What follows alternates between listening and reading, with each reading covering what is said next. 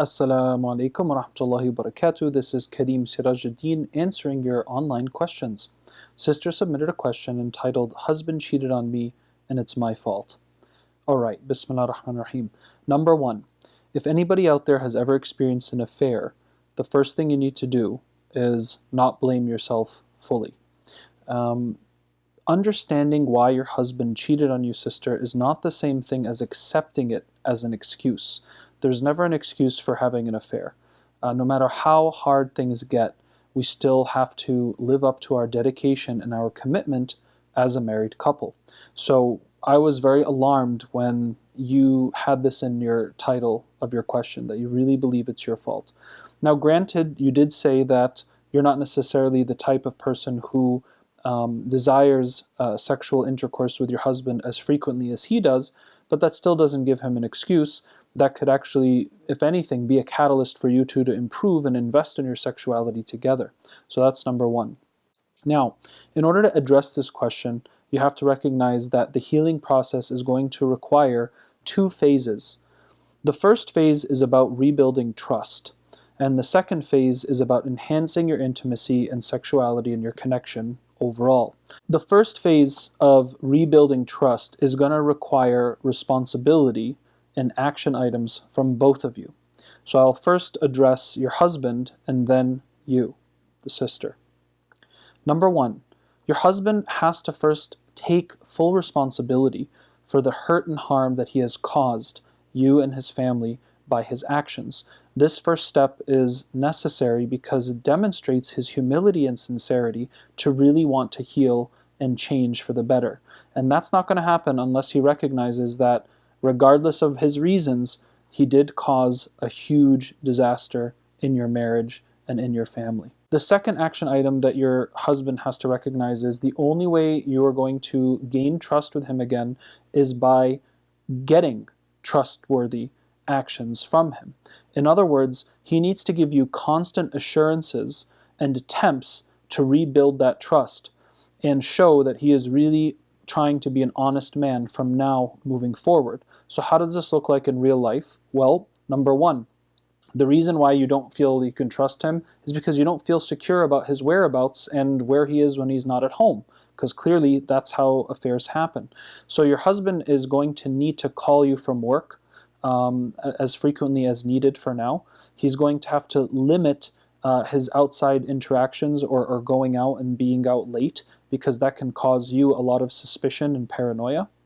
When he does come home, he needs to be able to talk to you about his day in detail. Clearly, if he comes home and every day you say, how was your day, what was going on, what happened, and he just says nothing or I don't want to talk about it, that's going to make you have doubt and paranoia. So he will have to get in the habit of doing this for now. Third is he's going to need to make intentions and efforts to spend more time with you and the family. Because again, the more you feel like he is in your radius and you can confirm exactly where he is and what he's doing, you're going to start to feel that trust and security being rebuilt. And lastly, your husband has to recognize that he needs to be willing to answer whatever questions you have regarding his whereabouts or what he's doing, because this is how you're going to rebuild trust. If you don't get these answers from him directly, then it's very easy for your imagination and your paranoia to basically start to fill in the blanks and make a lot of assumptions which may not even be accurate half the time. But this can only be established if you have clarity around what he's doing. Thus, you need to be able to ask him what questions you need, and he has to make sure that he responds. Now, both of you have to recognize that there will be ups and downs during this healing process. Recovering from an affair is a very difficult thing, and some couples actually don't recover. That's a fact. You know, I'm being honest. Sometimes it just doesn't, it's not able to go back to the way it was.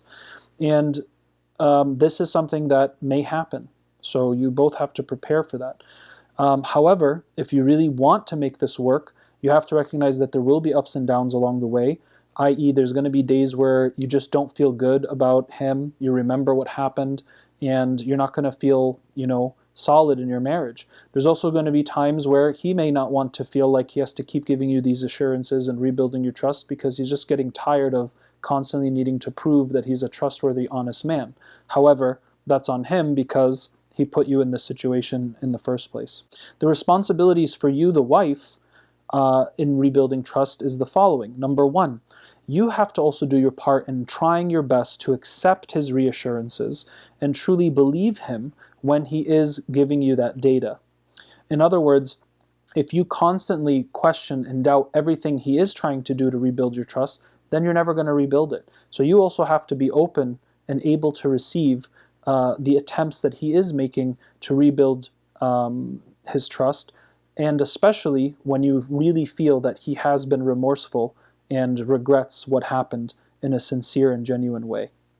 Number two, for you, the wife that has been cheated on, you also have to recognize that when you ask questions, only ask questions that you really want to know the truth about. Because if you're not ready to accept or hear the responses, and you know that some of them will really hurt you, then sometimes it's better not to ask a lot of details, but maybe get overall general data in order to give you that daily assurance. But if you do ask more details or ask specific things, especially about the past event of the affair, you have to recognize that that will likely be accompanied by hurt, and it may actually make you go backwards rather than forwards. Third, sister, you have to remember that even though this was a huge sin, you also have to do your best and your part not to use this sin and throw it back in his face at some point in the future. So whether it's a month from now, 6 months from now, or 3 years from now, this is not going to be useful for your long-term healing process, because we know from an Islamic perspective as well as from a human science perspective, if we keep bringing up our problems or mistakes or blemishes from the past, then we never really feel like we can move forward because we're so stuck in the past. So you have to make sure that no matter what, you do your best never to throw this back into his face in the future, especially if he has been doing his part and you guys are rebuilding your trust.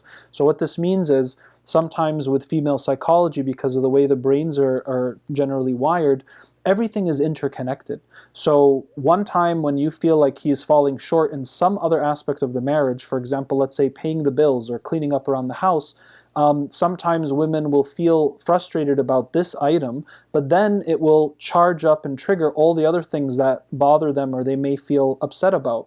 And so that's why this tends to happen in relationships where, as they say, you throw the whole kitchen sink at him.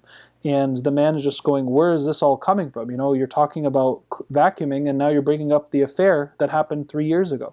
So you have to be very careful about doing this, because when you do that, you're going to re-trigger a lot of the pain and hurt for both of you, and you may actually cause a huge setback in your progress. So to summarize, I hope that you realize, both of you, that this will take time. It could take years.